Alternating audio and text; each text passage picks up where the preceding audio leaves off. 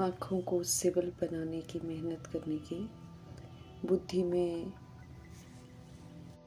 बहन भाई की स्मृति रख क्रिमिनल दृष्टि समाप्त करने की, शरीर निर्वाह अर्थ कर्म करते बुद्धि का योग एक बाप से लगाने की, हद की सारी बातें छोड़कर बेहद के पाप को याद करने की, बेहद का सन्यासी बनने की, सुप्रीम रूप परमपिता परमात्मा की हम आत्माओं के लिए आज की मुरली से शिक्षाएं। बाबा शब्द सदा हमारी स्मृति में रहे, ये हम आत्माओं के लिए अति आवश्यक है। भूल भुलैया के इस कलयुगी वायुमंडल में कभी भी विस्मृत नहीं होंगे अगर हम बाबा शब्द को सदा स्मृति में रखेंगे। वो कभी भी हमें अनराइटियस कर्मा करने नहीं देंगे। बाबा शब्द की स्मृति हमको सुरजीत रखेगी। सही समय पर कौन सा कदम उठाना चाहिए उसकी समझ देती है। कारण भी आएगा कोई तो निवारण कैसे करना है स्मृति में आ जाएगा। बाबा को सदा संग रख हमें सर्व तरह की परिस्थितियों को पार करना है। समझ मिलती है शिव पिता से कि फुल स्टॉप लगाना है। कुछ भी हो हमें क्वेश्चन करेक्शन नहीं करना है। परिस्थिति अगर आई है तो स्वस्थिति में स्थित रहना है। रिएक्ट रिजेक्ट नहीं करना है, विचलित नहीं होना है, बल्कि अपने स्वधर्म में स्थित होकर शांत स्थिर अचल अटोल रहकर परिस्थिति को पार करना है। परिस्थिति चाहे कोई भी क्यों ना हो, हलचल वाली ही क्यों ना हो, लेकिन बाबा कहकर हम स्थिर हो सकते हैं, अचल अटोल हो सकते हैं। बाबा शब्द की स्मृति से थोड़ी देर में परिस्थिति जो है बदल जाएगी। इससे विपरीत अगर हम परिस्थितियों के चिंतन में चले जाएंगे, क्यों क्या कैसे के प्रश्नों में उलझ जाएंगे तो स्वस्थिति से विस्मृत हो जाएंगे। स्वस्थिति से विस्मृत हो जाएंगे। सीट से नीचे उतरकर फिर हम परिस्थितियों को पार नहीं कर सकते हैं।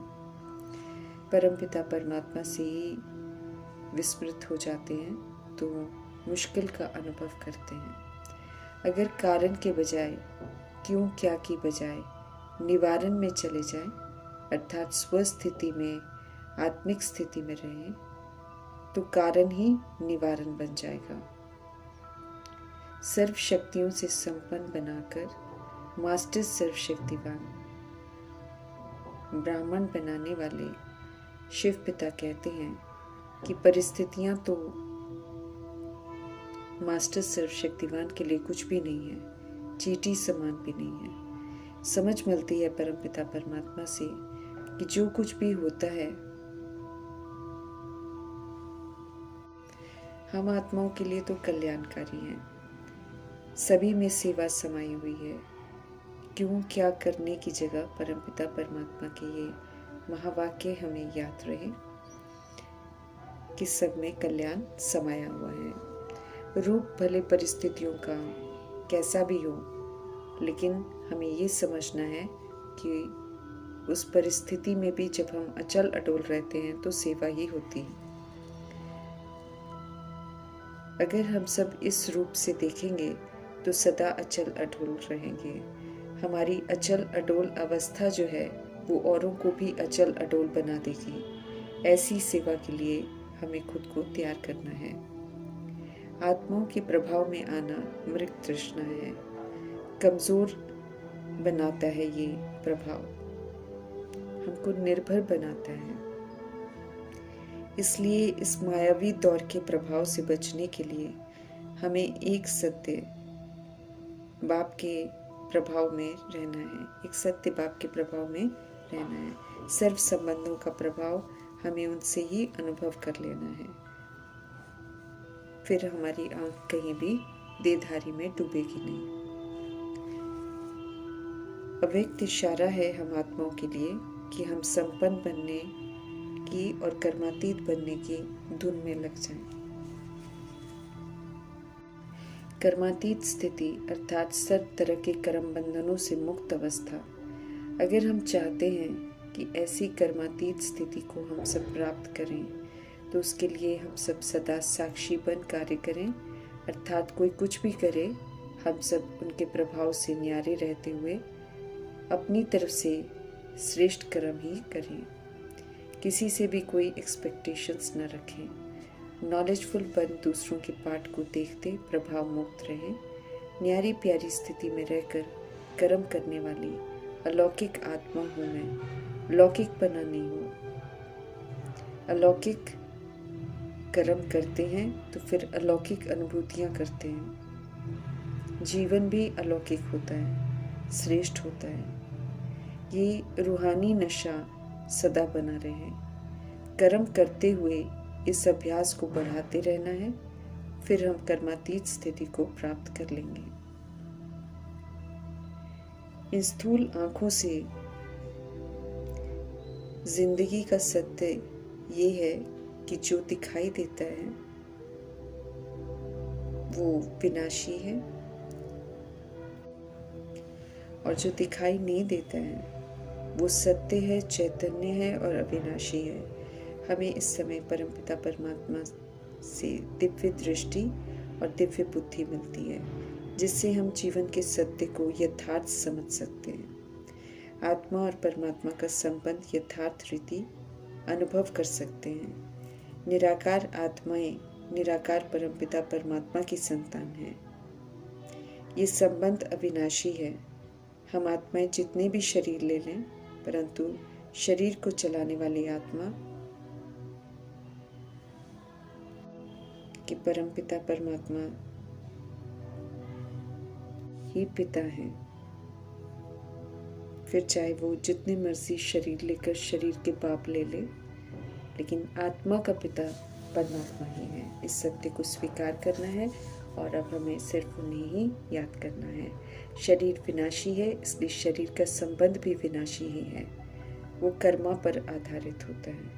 इस सत्य को समझकर स्वीकार कर बाप समान बनकर हमें सबूत देना है। ड्रामा में हम आत्माएं जो भी करते हैं वो रिकॉर्ड हो जाता है, इसलिए रिपीट भी ज़रूर होता है।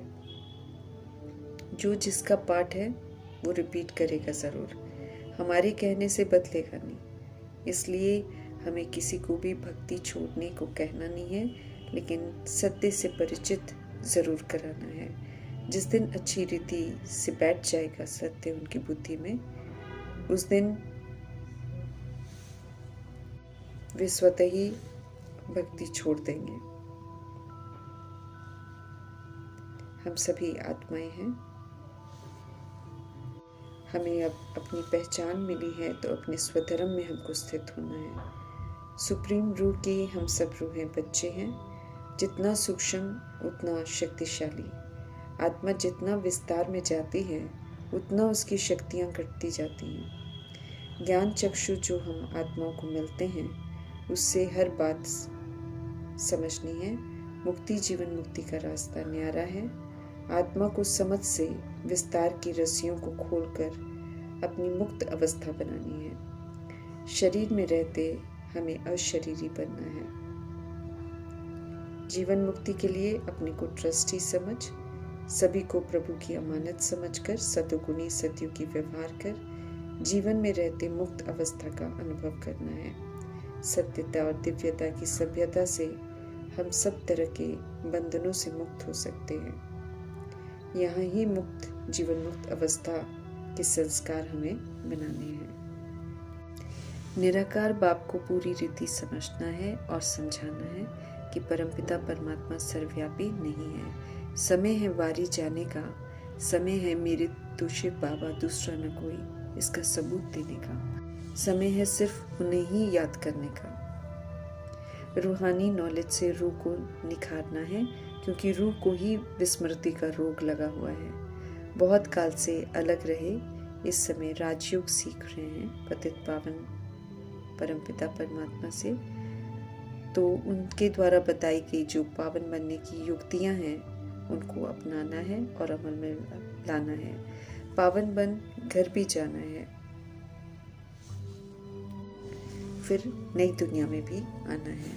हम सब गॉड फादरली वर्ल्ड यूनिवर्सिटी के स्टूडेंट्स हैं। मनुष्य से देवता बनने का लक्ष्य हमको मिला है, तो इस ऊंचे लक्ष्य के प्रमाण दैवी गुण से हमको संपन्न, संपूर्ण, निर्विकारी, 16 कला संपूर्ण, बेदाग हीरा बनना है। सच्ची सच्ची सत्य नर से नारायण बनने के लिए सच्ची गीता सुन रहे हैं हम सब, तो श्रीमत प्रमाण चलकर सूर्यवंशी घराने में आने का सौभाग्य प्राप्त करना है। श्री श्री शिव पिता की श्रेष्ठ मत सर्वश्रेष्ठ बनाने वाली है, तो श्रेष्ठ बनकर श्री का टाइटल कमाना है। खत्म होने वाली पुरानी दुनिया से वैराग रखना है, तभी नई दुनिया में जाने के लिए पुरुषार्थ कर सकेंगे। बाप कहते हैं, पुरुषार्थ कर मनुष्य से देवता बनो। समय है बेहद के बाप से वर्षा लेने का। कहीं भी रहते हमारा बुद्धि का योग पाप संग लगा रहे, ये अटेंशन हमको रखना है। ज्ञान के सागर परमपिता परमात्मा के द्वारा बताई जा रही बातों पर विचार सागर मंथन कर गहराइयों को समझना है और जीवन में अमल में लाना है। मैं आत्मा हूँ, छोटी बिंदी हूँ। आत्मा को रियलाइज करना है। आत्मा को जानने से फिर परमात्मा को जानना भी बड़ा सहज हो जाता है।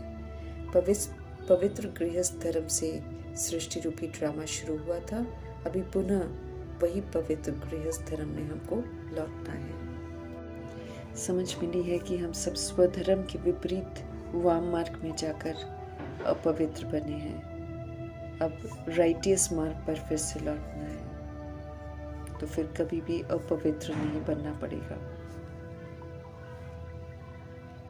रचता और रचना के आदि मध्य अंत को जानकर अभी हम आस्तिक बने हैं, तो हमें औरों को भी आस्तिक बनाना है। समझ देनी है कि नास्तिक बनने से सभी दुखी हो गए हैं। अब पुनः सब जब परमपिता परमात्मा को जान जाएंगे तो सब आस्तिक बन जाएंगे। हम सब देवता बनने के लिए बाबा के बने हैं, तो दैवी गुण भी रोज धारण करना है और फिर चार्ट भी रखना है। हम सब प्रजापिता ब्रह्मा की औलाद हैं।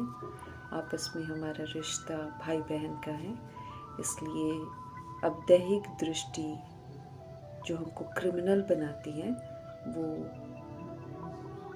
नहीं रखनी है, उसको परिवर्तन करना है, सिविल बनाना है। इसमें मेहनत करनी पड़ती है, क्योंकि देह को देखने की जगह ब्रिकुटी में देखने का अभ्यास करना है और उसको नेचुरल बनाना है कि कभी भी हम किसी से बात कर रहे हैं तो हम ब्रिकुटी में देखकर बात करें। समझ मिलती है कि सारे अंगों में से ये आँखें ही हैं जो क्रिमिनल हैं।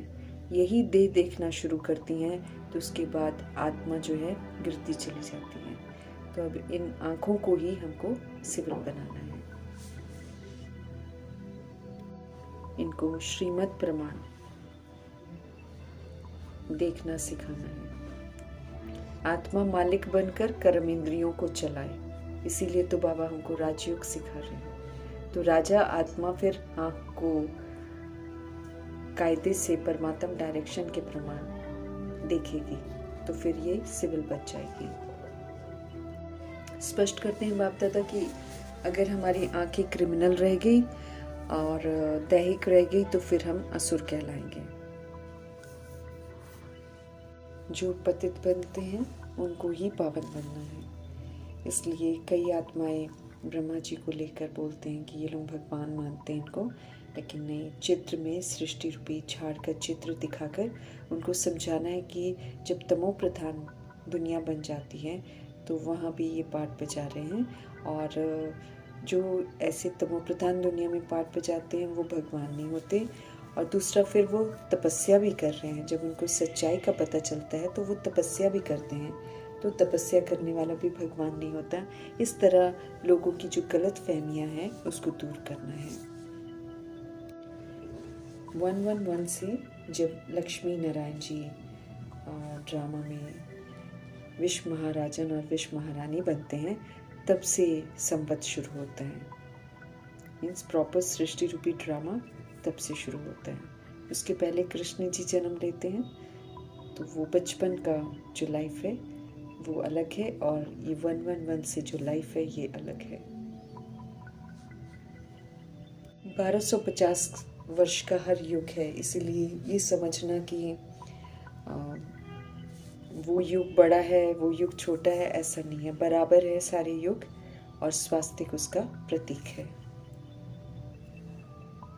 आत्मिक जागृति वाले आत्माएं जो हैं वो ब्रह्मा के दिन में जाती हैं, और जब हम विस्मृत हो जाते हैं तो फिर हम ब्रह्मा की रात में आते हैं। मीठे परमात्मा हमको बार बार समझ दे रहे हैं कि अपने को आत्मा समझो। अब रियलिटी में हमको लौटना है, तो आत्मा समझकर बाप को याद करना है, तब जाकर वो आत्मा की सतगुणी विशेषताएं जो हैं वो पुनः इमर्ज होंगी। यकीन दिलाते हैं परमपिता परमात्मा कि उनको याद करते करते हम पावन बन जाएंगे, और फिर अंत में भी परमपिता परमात्मा की याद ही बनी रहेगी। सर्विसेबल बनना है, निरंतर हमको सेवा पर रहना है, भगवान के डायरेक्शन पर चलते जाना है, और स्व परिवर्तन करके निरंतर सेवाधारी बनना है।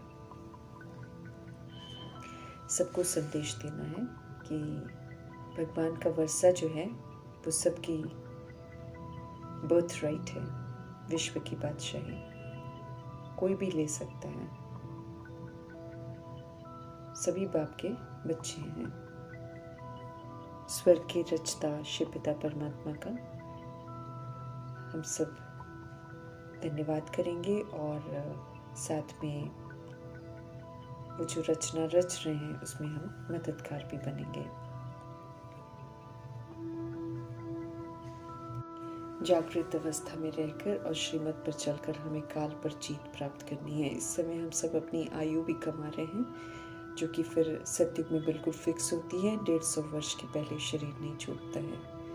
अकाले मृत्यु की दुनिया में रहते हुए हमें काल पर जीत प्राप्त करनी है। फिर से प्योर बनकर हमें प्योरिटी, पीस और प्रॉस्पेरिटी की दुनिया स्थापन करने में मददगार बनना है। ईश्वर से एक्यूरेसी से योग सीखकर हमको योगेश्वर बनना है, और राजयोग सीख रहे हैं हम सब, तो राजाई घराने का मर्तबा लेना है, राजेश्वर हमको बनना है। अभी वर्तमान में संगम युग में हम सब परमपिता परमात्मा से ज्ञान ले रहे हैं। ज्ञान को हम अमल में लाते हैं तो फिर हम ज्ञानेश्वर कहलाते हैं। तो ज्ञानेश्वर जो होता है, जिसने पूरा अच्छी रीति धारण किया होता है, वही फिर राजेश्वर अर्थात राजाओं का राजा बनता है।